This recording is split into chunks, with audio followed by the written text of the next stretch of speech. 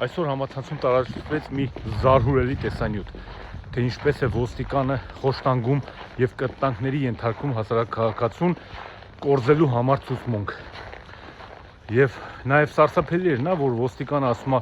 որ խփեմ պետք է շատ մեռնես։ Քանի որ տեսանյութը տարածվեց համացանցում,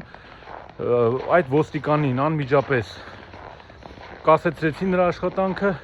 եւ ծառայողական քննություն շարունակեցին։ Հարգելիներս, ասեմ ձեզ ավելի, սա այն դեպքում երբ ուղղակի բացահայտվեց այս երևույթը համակարգում համատարած է, քաղաքացիներից շատերը ենթարկվում են խոշտանգումների եւ կտանքների Հայաստանի ոստիկանությունում, Հայաստանը վերածվել է կոնցլագերի եւ քանի դեռ չկա տեսանյութ, այդ ոստիկանները շարունակում են նույն տեմպով գործել։ Ուստի չզարմանաք, Աստված մի արած Նիկոլի վերընտրվելու դեպքում չզարմանաք, եթե պարեկները սովորական ձեզ կանգնացնեն եւ գցեն քացու տակ։ Ուստի պետք է ամեն ինչ անել